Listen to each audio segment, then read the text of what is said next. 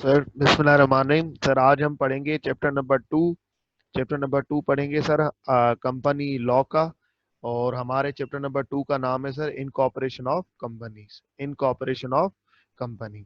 Sir यहाँ पे हम सीखेंगे कि जब भी अगर मुझे कंपनी बनानी है, अगर मुझे कंपनी इनकॉर्पोरेट करनी है, अगर मुझे कंपनी रजिस्टर करनी है, तो सर उसके लिए कंपनीज एक्ट क्या कहता है, उसके लिए लॉ क्या कहता है, मुझे सबसे पहले क्या करना पड़ेगा, कौन से स्टेप फॉलो करने पड़ेंगे, कौन सी चीजें करनी पड़ेंगी, जैसे मैं अपनी कंपनी को इनकॉर्पोरेट करवा सकूं, मैं अपनी कंपनी को रजिस्टर करवा सकूं। ठीक है। तो सर मैं आपको थोड़ा सा ओवरव्यू दे देता हूँ इस चीज का।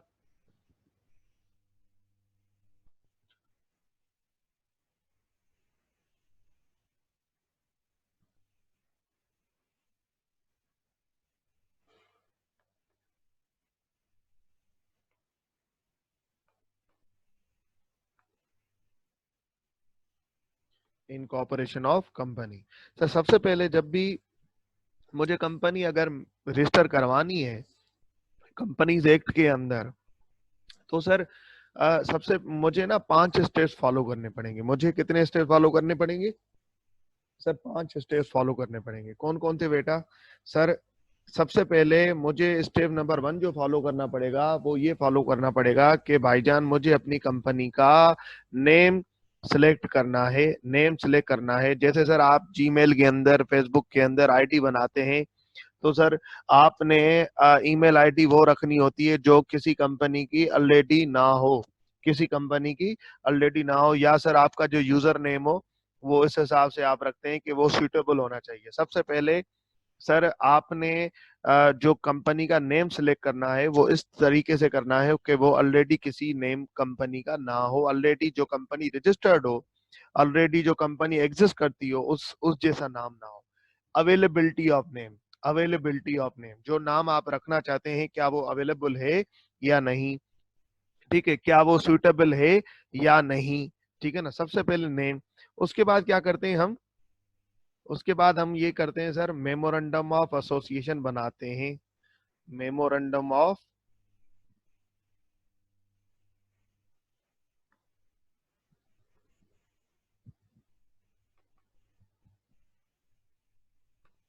मेमोरेंडम ऑफ एसोसिएशन बनाते हैं सर। उसके बाद हम सर मेमोरेंडम ऑफ एसोसिएशन क्या होता है sir? Sir memorandum of association क्या होता है सर? मेमोरेंडम ऑफ एसोसिएशन बेटा एक डॉक्यूमेंट होता है जिसके अंदर आप अपनी, जिसके अंदर एक डॉक्यूमेंट होता है लॉ की तरफ से, जिसके अंदर आप अपनी नेसेसरी जो जगहें हैं, नेसेसरी जो डिटेल्स हैं वो फिल करते हैं आप, जो कि कंपनी लॉ की रिक्वायरमेंट है। ये सारी चीजें अभी फिलहाल आपको ओवरव्यू दे रहा हूँ, ऊपर ऊपर से बता रहा हूँ। ये जो पूरा चैप्टर है वो इन्हीं 5 स्टेप्स पे है। इन्हीं 5 स्टेप पे डिटेल जाके आपको हर चीज समझाऊंगा मैं। फिलहाल मैं ऊपर ऊपर से बता रहा हूँ आपको, ठीक है ना। मेमोरेंडम ऑफ एसोसिएशन एक ऐसा डॉक्यूमेंट होता है जिसके अंदर हम कंपनी की ऊपर ऊपर वाली चीजें, सारी चीजें हम बता रहे होते हैं, जो कि हमारे कंपनी लॉ की जिम्मेदारी होती है। उसके बाद सर हमारा तीसरा स्टेप्स क्या होता है sir? Articles of association banana. Articles of association banana. Article of association.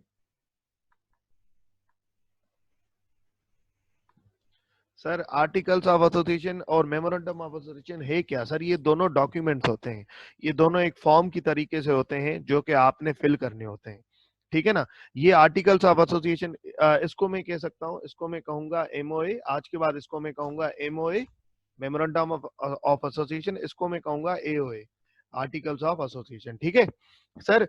Memorandum of association एक कानून की तरीके से होता है कि मतलब मैं लॉ की तरफ से ये डॉक्यूमेंट फिल कर रहा होता हूँ। आर्टिकल्स ऑफ एसोसिएशन मुझे बनाना तो होता है, लेकिन ये मेरी कंपनी के लिए मैं खुद से कोई अगर रूल बनाना चाहूँ तो ये मैं तब बना रहा होता हूँ।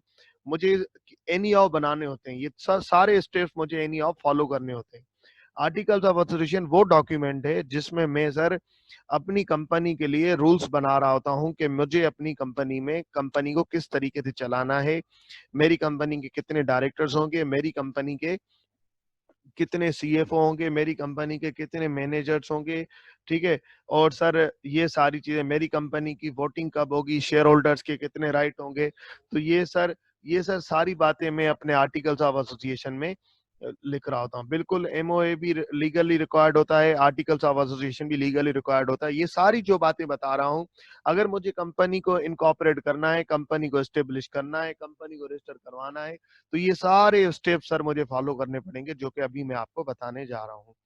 ठीक है, अभी इन सब का ब्रीफ ओवरव्यू दे रहा हूँ, एक एक चीज। ये पूरा चैप्टर नंबर 2 जो काफी बड़ा चैप्टर है सर, ये पूरा चैप्टर 2 इन बातों पे बेस्ड है। ठीक है, अब सर उसके बाद चौथी नंबर चीज जो हम करते हैं वो ये कि जब ये तीनों प्रिपेयर हो जाएं, जब मैंने नाम सेलेक्ट कर लिया, जब मैंने मेमोरेंडम ऑफ एसोसिएशन बना लिया, जब मैंने आर्टिकल्स ऑफ एसोसिएशन बना लिया, सर उसके बाद क्या करूंगा सर? ये उसके बाद जाके मैं ये तीनों जमा करवा दूंगा। तीनों किसको जमा करवा दूंगा सर? ये तीनों किसको जमा सर? मैं ये रजिस्ट्रार को, या कमीशन, कमीशन बोले तो SECP, SECP security exchange commission of Pakistan को, या रजिस्ट्रार को मैं ये जमा करवा दूंगा। तो सर इसके लिए मैं क्या लिख सकता हूँ? इसके लिए आप ये लिख सकते हैं sir, filing, filing MOA and AOA. Sir ये जब आप जमा करवा देंगे तो आपको क्या होगा? तो ये होगा कि ये रजिस्ट्रार, रजिस्ट्रार कौन होता है? जो कि एसीसीपी का बंदा बिठाया हुआ होता है उसके बेहाफ पे।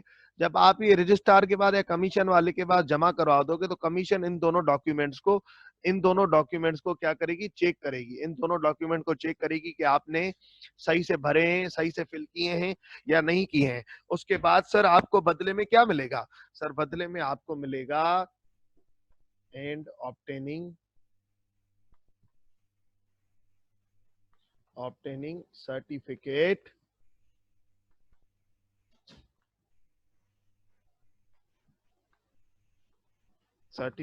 of incorporation, certificate of incorporation।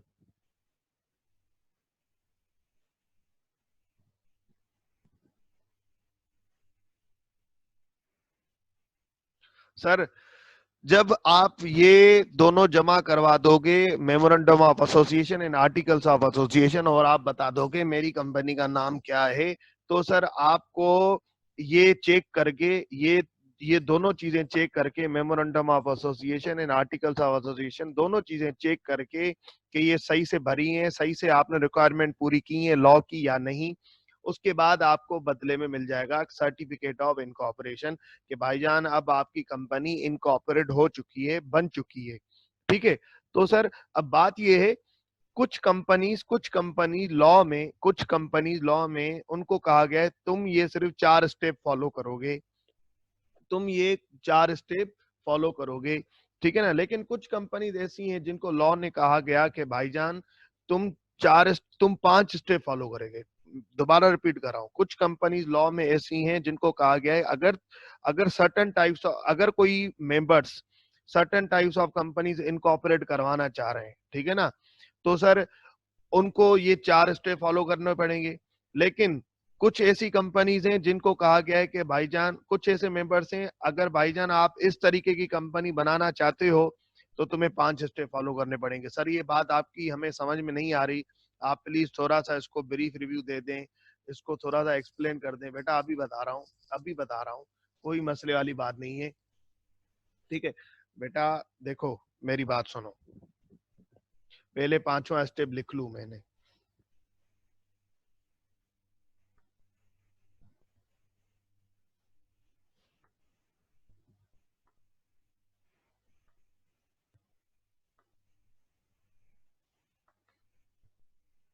filing necessary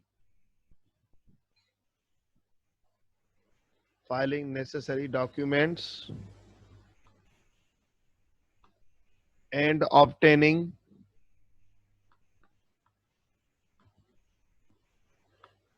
certificate of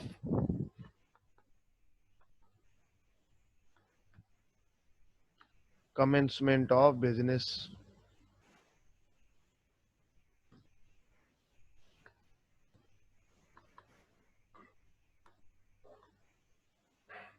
अब देखो, अब मैं तुम्हें समझा रहा हूं, अब यहाँ पे ध्यान से देखना सर, ध्यान से देखना, तसल्ली से देखना।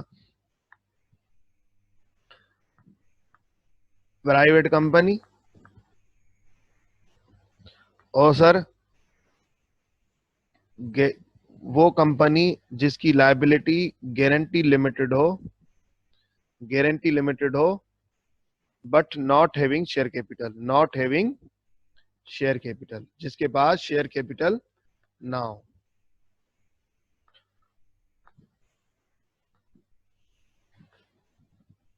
जिसके बाद शेयर कैपिटल सर ना हो। ठीक है, अब फिर बच कौन गई है सर फिर बच गई आपकी पब्लिक कंपनी, जिसके अंदर लिस्टेड एंड अनलिस्टेड दोनों आ गए। उसके बाद सर गारंटी लिमिटेड हैविंग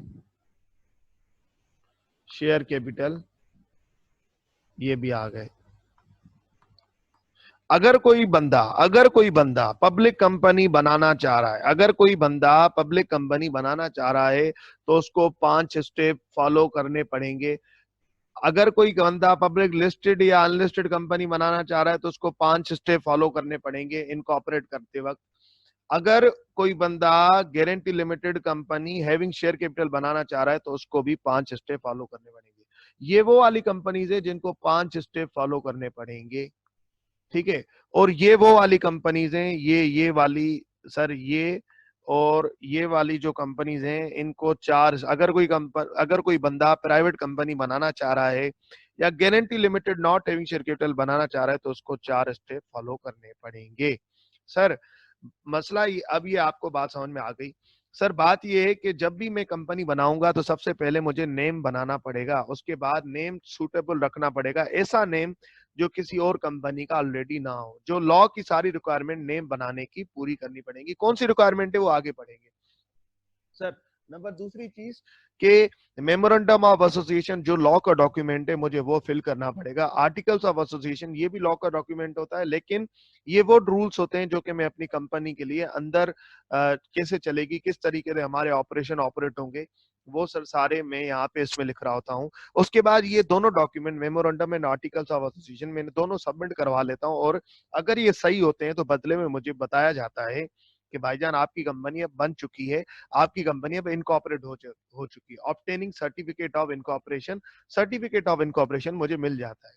अब मसला ये, क्या मेरा सवाल है सर, क्या अगर मुझे सर्टिफिकेट ऑफ इनकॉर्पोरेशन मिल गया, तो क्या जाके फिर मैं अपना कारोबार शुरू कर सकता हूं? सर मसला ये है, अगर अगर आपको सर्टिफिकेट ऑफ अगर इन कंपनीज को सर्टिफिकेट ऑफ इनकॉर्पोरेशन मिल जाता है, अगर इन कंपनीज को सर्टिफिकेट ऑफ इनकॉर्पोरेशन मिल जाता है तो मतलब इन्होंने 4 स्टेप्स कंप्लीट कर लिए, 4 स्टेप्स कंप्लीट कर लिए, तो अब ये अपना कारोबार शुरू कर सकते हैं। अब ये दोनों कंपनीज अपना कारोबार शुरू कर सकती हैं। लेकिन लेकिन लेकिन सर ये वाली जो कंपनीज हैं, ये वाली अगर इन्होंने 4 स्टेप्स पूरे कर लिए, ठीक है ना, 4 स्टेप पूरे कर लिए, अब सर्टिफिकेट ऑफ इनकॉर्पोरेशन मिल गया, तो फिर तो भी सर कुछ इनको नेसेसरी डॉक्यूमेंट जो कि लॉ ने कहे हैं, नेसेसरी डॉक्यूमेंट्स जो कि लॉ ने कहे हैं सर, वो इनको जमा करवाने पड़ेंगे, वो इनको फाइल करने पड़ेंगे। उसके बाद सर इनको मिलेगा एक सर्टिफिकेट जो कि कहेगा कि अब तुम जाके अपना कारोबार कमेंस कर सकते हो। कमेंस मतलब शुरू कर सकते हो। ठीक है, जब तक ये सर ये 5वां स्टेप पूरा नहीं करेंगी, जब तक नेसेसरी डॉक्यूमेंट जमा नहीं करवाएंगी, तब तक ये इनकॉर्पोरेट तो हो जाएंगी, तब तक सर ये वाली कंपनीज इनकॉर्पोरेट तो हो जाएंगी, लेकिन लेकिन बेटा ये कभी भी कारोबार स्टार्ट नहीं कर सकती। ठीक है, तो सर ये सब चौथा स्टेप पूरा करके, नंबर 4th स्टेप पूरा करके सर्टिफिकेट ऑफ इनकॉर्पोरेशन ले तो लेती हैं, लेकिन इनको कुछ नेसेसरी डॉक्यूमेंट इजाफी जमा करवाने पड़ेंगे जो कि लॉ ने कहे हैं। सर वो कौन से डॉक्यूमेंट है बेटा, आगे बताऊंगा, सारी चीजें बताऊंगा, एक एक चीज बताऊंगा। सर वो जब जमा करवा दिए जाएंगे तो आपको बदले में मिलेगा certificate of in commencement of business. उसके बाद आप अपना कारोबार शुरू कर सकते हैं। ठीक है, तो सर आ जाओ, इसको ना थोड़ा सा हैंड आउट से भी आपको दिखा दूं, फिर आगे बढ़े। वैसे ये इतनी कोई खास चीज नहीं है सर। ये है chapter number 2 incorporation of company. ठीक है, उसके बाद यहाँ पे आ जाए सर, स्टेप्स ऑफ रजिस्ट्रेशन या incorporation of companies. Sir, getting availability of suitable name from registrar of companies. ठीक है, भाई रजिस्ट्रार से पूछना नाम कौन कौन से अवेलेबल है, मैं ये रखना चाह रहा हूँ, क्या ये अवेलेबल है कि नहीं। जैसे तुम जीमेल पे या फेसबुक पे आईडी बनाते हो तो वो तुम्हें बता रहा होता है कि ये आईडी अवेलेबल है कि नहीं, या इस जैसी अगर तुम उसको सजेस्ट करते हो तो वो तुम्हें बता रहा होता है कि इस जैसी ये वाली अवेलेबल है, रखना चाहो तो रख लो। ठीक है ना।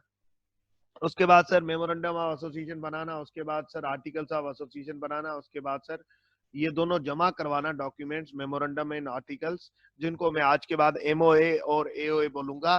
ठीक है, तो सर अब क्या होगा, आपको मिल जाएगा certificate of incorporation, certificate of incorporation. उसके बाद sir filing necessary documents, filing necessary document for obtaining certificate of commencement of business.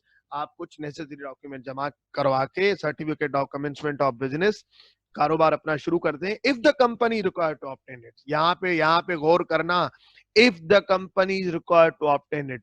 कौन सी कंपनी रिक्वायर्ड है सर, इस बात पे बड़ा अच्छा एमसीक्यू बन सकता है, इस बात पे बड़ा अच्छा एमसीक्यू बन सकता है। आपको एग्जामिनर ये कहेगा, आपको देखो इस बात पे कैसे एमसीक्यू बन सकता है, आपको एग्जामिनर ये कह सकता है कि कौन सी कंपनीज को certificate of commencement of business बिना ऑब्टेंड किए, या कौन सी कंपनीज को 4 स्टेप्स कंप्लीट करके वो अपना कारोबार कमेंस कर सकती हैं। तो सर वो कौन सी कंपनीज होंगी जो 4 स्टेप्स कंप्लीट करके, मतलब 5वां स्टेप कंप्लीट भले ना करें और वो अपना कारोबार स्टार्ट कर सकती हैं। तो आपका जवाब होना चाहिए सर वो 2 कंपनीज होंगी। कौन सी कंपनीज होगी sir, private company and guarantee limited not having share capital. Sir ये मैं आप बात आपको बता के आ चुका हूं, मैं दोबारा रिपीट कर रहा हूं, 5वीं बात पे एमसीक्यू बन सकता है ये जो लिखा हुआ है, if the company required to obtain it, filing document necessary for obtaining certificate of commencement of business, if the company required to obtain it. अगर सर कंपनी को जरूरत है, सर अगर कंपनी को लॉ ने कहा है तो सर उसको ये चीज ये वाला स्टेप करना पड़ेगा। सर कौन सी कंपनी को करना पड़ेगा, कौन सी कंपनी को सर, पब्लिक कंपनी लिस्टेड हो या अनलिस्टेड हो, और sir guarantee limited having share capital वाली कंपनी को करना पड़ेगा। तो इस बात पे एमसीक्यू बन सकता है, ये याद रखना। ठीक है ना, वो पूछ सकता है आपसे कि कौन सी कंपनी को फॉलो करना पड़ेगा 5वां स्टेप, या कौन सी कंपनी को 5वां स्टेप फॉलो नहीं करना पड़ेगा, या इस तरीके से पूछ सकता है कौन सी कंपनी को सर्टिफिकेट ऑफ बिजनेस लेना पड़ेगा, सर कौन सी कंपनी को सर्टिफिकेट ऑफ बिजनेस बिना लेके कारोबार अपना शुरू कर सकते हैं। ठीक है ना, तो इस तरीके से, या इस तरीके से ये पूछ सकता है कि भाई बताओ कि अगर किसी कंपनी ने 5वां स्टेप पूरा नहीं किया तो मतलब वो इनकॉर्पोरेट नहीं हुई। नहीं सर, वो इनकॉर्पोरेट तो हुई, इनकॉर्पोरेट तो सारी हो गई, इनकॉर्पोरेट तो सारी हो गई 4th स्टेप पूरा करके, लेकिन लेकिन सर कारोबार तब स्टार्ट होगा पब्लिक लिस्टेड या अनलिस्टेड कंपनी का, या guarantee limited having share capital का, जब जब सर वो ये नेसेसरी डॉक्यूमेंट जमा करवा के certificate of commencement of business ले ले, तब जाके सर उनका कारोबार स्टार्ट होगा, वरना तब तक उनका कारोबार स्टार्ट नहीं हो सकता है। सर यहाँ तक बातें क्लियर होंगी आप लोगों को, कोई इतनी मुश्किल बात नहीं थी कोई भी। तो आ जाए अब आगे बढ़ते हैं। अब सर हम क्या पढ़ने वाले हैं सर, अब हम पढ़ने वाले हैं नेम। अब हम पढ़ेंगे नेम की डिटेल्स। ठीक है ना, कि भाई ये नेम कैसे होता है, नेम सूटेबल कैसे होगा, क्या होगा ये सर, इसका थोड़ा सा बता दें बेटा, सब कुछ बताऊंगा इंशाल्लाह। ठीक है, अब सर आगे बढ़ते हैं। इंशाल्लाह नेम आपको ऐसा इजी करके देंगे, आप ये मेरा लेक्चर रिवाइज करते रहिएगा यूट्यूब से, इंशाल्लाह आपको ये नेम पूरा आसान हो जाएगा। सर नेम के अंदर मैं पढ़ूंगा क्या क्या, नेम के अंदर में सर, नेम के अंदर में पढ़ूंगा सर। आवाज सबको क्लियर आ रही है, किसी को लो तो नहीं आ रही आवाज, सबके पास आवाज बिल्कुल क्लियर आ रही है और तेज आ रही है, सही है। तो जिनके पास मसला है सर वो अपनी इंटरनेट डिस्कनेक्ट करके फिर से ज्वाइन कर लें। ठीक है,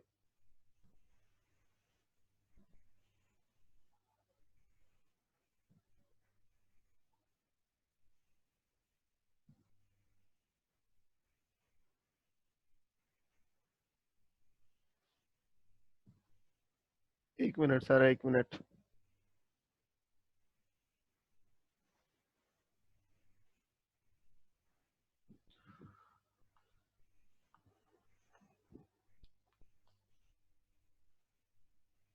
चले सर, ठीक है। अब सर बात यह है कि अ, अब हम क्या पढ़ने वाले हैं, नेम की चीजें हम पढ़ने वाले हैं।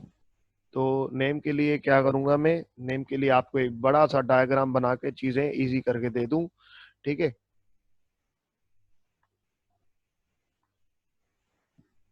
नेम के लिए सर मैं क्या पढ़ूंगा कि भाईजान नेम के लिए क्या क्या रेस्ट्रिक्शंस हैं, नेम के लिए क्या क्या, ये डायग्राम आप घर पे भी बना लीजिएगा, पेपर के दिनों में आपको रिवाइज करने में बड़ी आसानी होगी, ठीक है।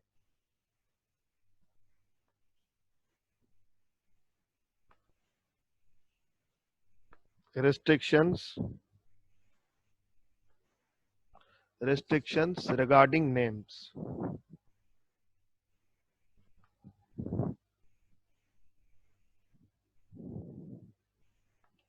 restriction regarding name।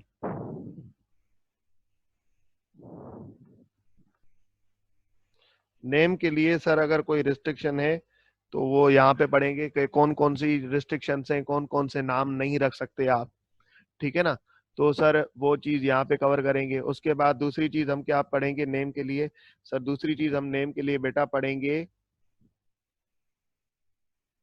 सर दूसरी चीज हम नेम के लिए पढ़ेंगे सर, कुछ ऐसे नाम है जो रखने के लिए आपको कमीशन से अप्रूवल लेना पड़ेगा।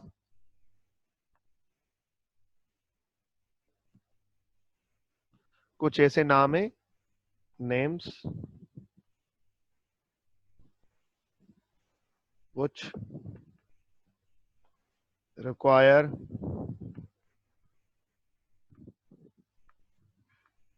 names which require approval from ACCP लिख देता हूं मैं, सही है, security exchange commission of Pakistan, ठीक है। उसके बाद सर ये वो नाम, ये वो रिस्ट्रिक्शंस जो कि नाम के ऊपर लगाई गई हैं कि नाम में ये चीजें नहीं होनी चाहिए, कौन सी होंगी वो सब पढ़ेंगे।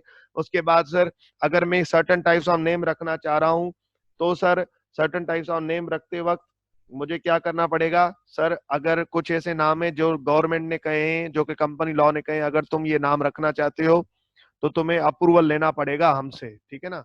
अप्रूवल तो इसके लिए भी लेना पड़ेगा, लेकिन इसके लिए खास अप्रूवल लेना पड़ेगा, क्या ये मैं नाम रख सकता हूँ, ठीक है ना।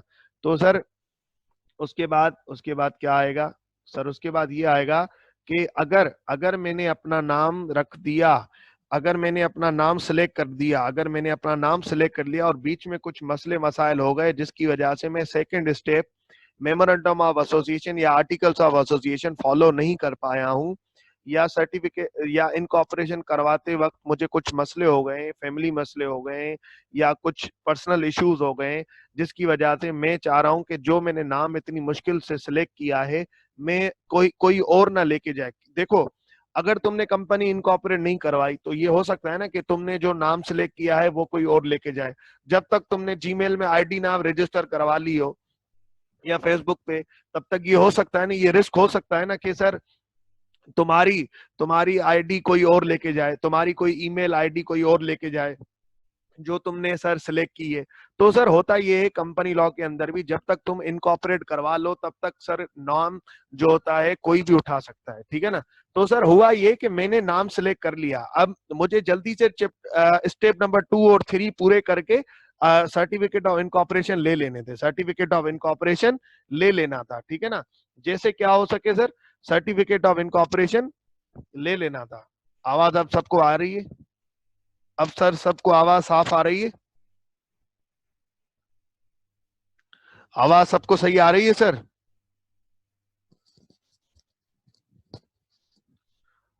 सही आ रही है अब सबको आवाज? ठीक है। अब सर बात ये है कि दोबारा रिपीट कर लेता हूं सर। अब बात ये है कि जैसे ही मैं फेसबुक के अंदर या जीमेल के अंदर जब तक मैं अपनी आईडी कंप्लीट बना ना लूं, तो जो मैंने आईडी सिलेक्ट की है वो कोई भी ले सकता है, ठीक है ना। तो हो सकता है जो मैंने आईडी सिलेक्ट की हो किसी और ने आईडी बनाई हो, उसने भी वही आईडी सिलेक्ट कर ली हो, तो वो उठा के ले जाए, वो आईडी ऑब्टेन कर ले, ठीक है ना। तो सर ये कब तक हो सकता है जीमेल या फेसबुक के अंदर? जब तक मैं अपनी आईडी रजिस्टर्ड ना करवा लूं, जब तक मैं आईडी कंप्लीट बना ना लूं। तो वैसे ही कंपनीज एक के अंदर भी आप जो अपनी कंपनी का नाम सिलेक्ट करते हैं वो तब तक सिक्योर होता है, वो सर तब तक सिक्योर होता है जब तक आप सर्टिफिकेट ऑफ इनकॉर्पोरेशन ले ना लो। जब तक आप सर्टिफिकेट ऑफ इनकॉर्पोरेशन ले ना लो, जब तक आप फोर्थ स्टेप पूरा ना कर लो। ठीक है ना। तो हो सकता है जो आपने नाम सिलेक्ट किया हो कोई और लेके चला जाए, कोई और भी तो रख सकता है, आप उसको रोक नहीं सकते। ठीक है ना। लेकिन सर अगर ये हुआ कि भाईजान मैंने अपना नाम सिलेक्ट कर लिया, बड़ी मुश्किलों से अप्रूवल अप्रूवल ले लिया, सब कुछ कर लिया, अब ये हुआ कि मेरे घर पे कुछ मसले हो गए, मेरे बेटे की तबीयत खराब हो गई, या घर पे कोई इश्यू हो गए, या हम मेंबर्स आपस में लड़ पड़े जो कंपनी खुलवाना चाह रहे हैं, तो सर उसकी वजह से कोई डिले हो गई। तो मैंने क्या किया, मैंने सोचा यार अब ये मैंने इनकॉर्पोरेट तो नहीं करवाई, अब ये मेरा जो नाम है ये तो मतलब ये तो कोई भी उठा सकता है, कोई भी उठा के किसी को पसंद आ गया तो कोई भी ये रख सकता है। अगर किसी ने रख लिया तो सर मैं ये फिर दोबारा अपने पास नहीं रख सकूंगा क्योंकि मैंने तो इनकॉर्पोरेट करवाई नहीं है। तो सर ये हो सकता है, फिर लॉ ने कहा अच्छा एक बात सुनो, अच्छा एक बात सुनो, तुम ना एक एप्लीकेशन दे दो हमें के और कुछ पैसे दे दो, फिर हम क्या करते हैं तुम्हारा नाम रिजर्व करते हैं। ठीक है ना, तुम्हारा नाम हम रिजर्व करके रख देंगे, किसी को यूज नहीं करने देंगे। एप्लीकेशन फॉर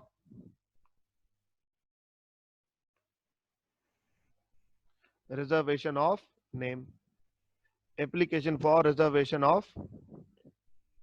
लेकिन सर ये कितने ये इस तरीके से तो सर, इस तरीके से तो सर ये होगा कि हर कोई आएगा अपना नाम सिलेक्ट करेगा कंपनी का और बाद में कंपनी खोलेगा नहीं और रिजर्व करवा के चला जाएगा।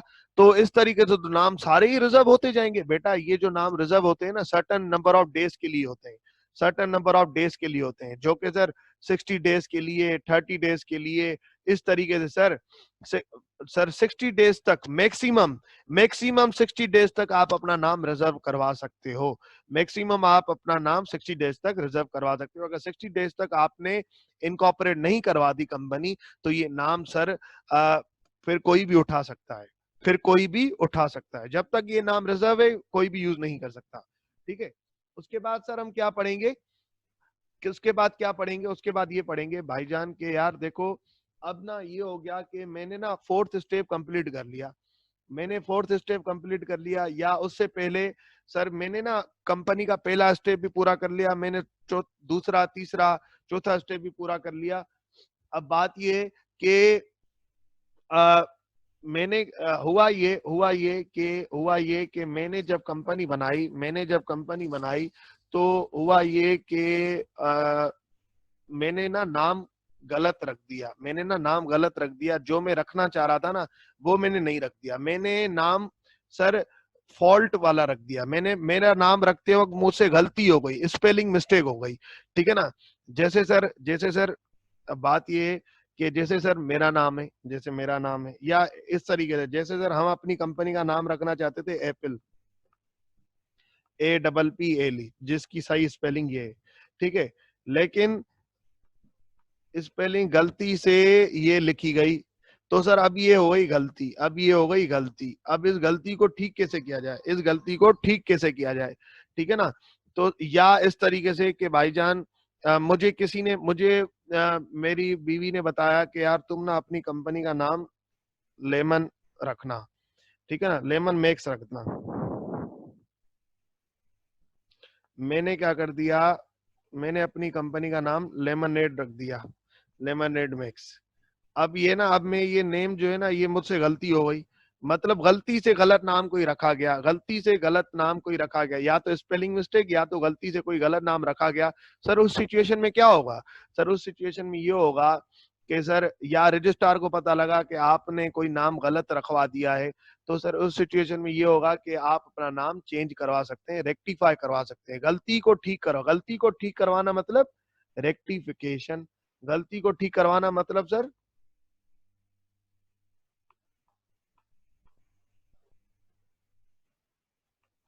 Rectification of, rectification, rectification of name. आप सर अपना नाम ठीक करवा सकते हैं। सर जब नाम सिलेक्ट हो जाएगा, सर जब नाम सिलेक्ट हो जाएगा, जब ये सारी बातें नाम वाम सिलेक्ट हो जाएगा, जब ये पहला स्टेप, दूसरा स्टेप, तीसरा स्टेप, चौथा स्टेप पूरा हो जाएगा, उसके बाद मुझे क्या करना पड़ेगा?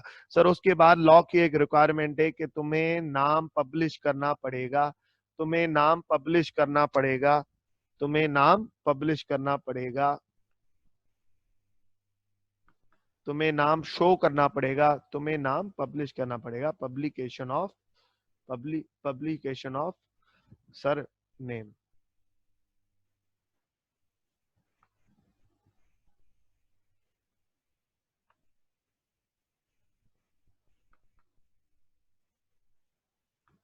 तुम अपना नाम पब्लिश करोगे तो सर ये, अगर मैं पब्लिश नहीं करूंगा, अगर मैं पब्लिश नहीं करूंगा तो मुझ पे क्या लगेगी? सर आप पे लगेगी पेनल्टी। पेनल्टी लॉ की तरफ से, लॉ का कोई भी रूल आप ब्रेक करोगे तो सर बदले में आपको लगेगी पेनल्टी, बदले में आपको लगेगी, बेटा क्या लगेगी? पेनल्टी लगेगी। ठीक है। तो सर अब ये बातें हम पढ़ेंगे, ये बातें हम नेम के अंदर कवर करेंगे। ठीक है। तो अब जो है ना, अगर इसको नोट करना है तो नोट कर लो, इसको अगर नोट करना है तो सर नोट कर लें। सर अभी हम पढ़ेंगे restriction regarding names. Restriction regarding names sir सबसे पहले इसके अंदर बातें आती हैं चार। ठीक है ना।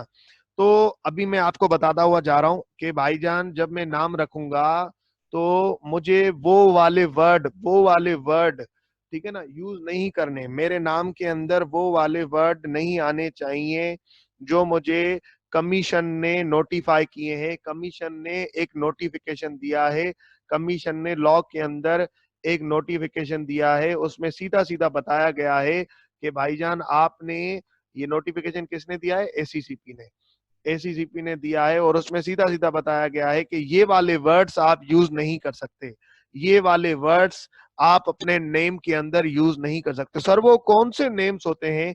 बेटा वो नोटिफिकेशन भी दिखा दूंगा, ठीक है ना सर। वो लेकिन सर्टेन नेम से एक नोटिफिकेशन, उसके अंदर लॉ ने जो नेम मना कर दिया, जो वर्ड मना कर दिया, वो तुम अपने नेम के अंदर शामिल नहीं कर सकते। ठीक है। उसके बाद सर तुम्हारा नाम कभी भी धोखा देने वाला ना हो, कभी भी डिसेप्टिव ना हो। धोखा देने वाला मतलब डिसेप्टिव ना हो, कभी भी अनडिजायरेबल ना हो, कभी भी इनअप्रोप्रिएट ना हो। अनडिजायरेबल, अनडिजायरेबल और सर इनअप्रोप्रिएट। सर इस डिसेप्टिव से क्या मुराद? सर बेटा बात सुनो, let suppose lucky cement private limited है, ठीक है, लकी सीमेंट लिमिटेड है, ठीक है ना। अब सर ये जो लकी सीमेंट है, इसके नाम से तुम लोगों को ये लग रहा होगा कि भाईजान ये सीमेंट का कारोबार करती होगी, ठीक है ना, ये एक सीमेंट का कारोबार करती होगी। लेकिन इसने क्या किया है, ये जो सीमेंट वर्ड है इन्होंने अपने नाम के अंदर ही डाल दिया है, नाम के अंदर ही इंक्लूड कर दिया लकी सीमेंट। कराची हैदराबाद के हाईवे पे देखोगे ना तो आ रही होगी बीच में सर, ये उसका नाम लिखा हुआ है लकी सीमेंट, ठीक है ना। तो सर अब बात ये है कि सीमेंट का नाम लगा के अगर वो अंदर टेक्सटाइल का काम करते हो, कपड़ा बनाने का काम करते हो, तो ये नाम धोखा नहीं दे रहा। नाम से लग रहा है कि भाईजान ये कोई सीमेंट की कंपनी है, सीमेंट की प्रोड्यूस करती होगी, सीमेंट ये सेल करती होगी। लेकिन अंदर जब हम गए तो पता चला कि यार, हमने कहा हमें सीमेंट लेनी, उन्होंने बोला नहीं हम तो कपड़ा बेचते हैं। तो सर ये धोखा देने वाला नाम बन गया, ठीक है ना। ऐसा नाम ना हो कि सर वो जो कि आपकी काम का धोखा दे रहा हो, ठीक है ना, आपका काम कुछ और हो और नाम से हमें धोखा लग रहा हो, इस तरीके से सर कोई डिसेप्टिव नाम ना हो। ठीक है। तो सर अब बात ये अनडिजायरेबल, सर ऐसा ना हो कि किसी को पसंद ना आए, ठीक है ना, मतलब जो हमें पसंद ना आए या इनअप्रोप्रिएट ना हो, ठीक है ना। अब उसके बाद सर आपका नाम ऐसा नहीं होना चाहिए जो किसी की रिलीजियस सेंटीमेंट्स को ब्रीच करे, जो किसी की रिलीजियस सेंटीमेंट्स को ब्रीच करे, जो किसी रिलीजियस, जो किसी को रिलीजियस को सर हर्ट करे, ठीक है ना, जो लोगों के रिलीजियस सेंटीमेंट्स को हर्ट करे, ऑफेंड करे, ठीक है ना। सर अब बात ये है कि किस तरीके से सर, जैसे कि अगर मैंने कोई ऐसा नाम रख दिया जैसे किसी फिरके बेचारे को तकलीफ हो रही हो, या किसी रिलीजन को, किसी सर हिंदू मजहब वालों को, ईसाई मजहब वालों को, या मुसलमान वालों को, सर किसी को भी अगर कोई भी तकलीफ हो, मेरे नाम ऐसा ना हो कि किसी को सर तकलीफ हो, मेरा नाम ऐसा ना हो कि किसी के ऊपर तंजियात हो, ठीक है ना। तो सर या किसी की कौमियत पे कोई फर्क नहीं आना चाहिए, तो इस तरीके से कोई ऐसा नाम नहीं होना चाहिए। हम कारोबार करने आए, हम दुश्मनी नहीं करने आए। बहरहाल सर, आपका नाम ऐसा ना होना चाहिए जो कि ऑलरेडी किसी कंपनी का रजिस्टर्ड हो। अगर ऑलरेडी कंपनी का रजिस्टर होगा तो मतलब आपका नाम किसी कंपनी से आइडेंटिकल नहीं होना चाहिए, आइडेंटिकल नहीं होना चाहिए with the company, with name of company already registered. Sir ऐसी किसी कंपनी जो ऑलरेडी कंपनी रजिस्टर्ड है सर, उस जैसा नाम नहीं होना चाहिए, ठीक है ना। जिसका नाम, जैसे अभी सर अब बात सुने, लकी टेक्सटाइल है, तो क्या आप ऐसा नाम रख सकते हैं लकी टेक्सटाइल? नहीं सर, मैं नहीं रख सकता। सर उसके अलावा बाइको पाकिस्तान है, क्या आप नाम बाइको पाकिस्तान रख सकते हैं? या आप बाइको से मिलता जुलता कोई नाम रख सकते हैं? नहीं बेटा, आप नहीं रख सकते। क्लोजली रिजेंबल भी नहीं होना चाहिए, does not closely resemble with the name of company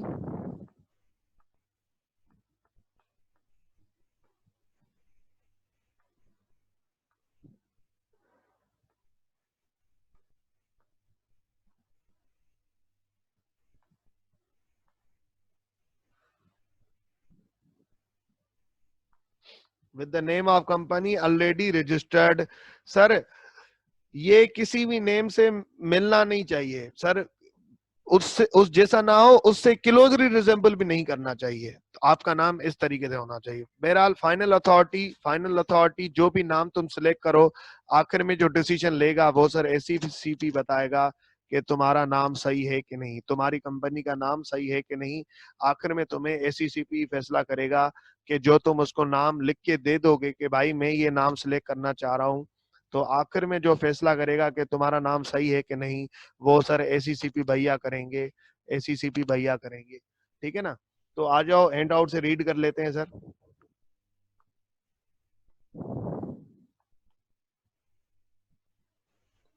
आ जाए सर, यहाँ से रीड कर लें सर, 2 मिनट दे रहा हूँ, रीड कर लें इसको।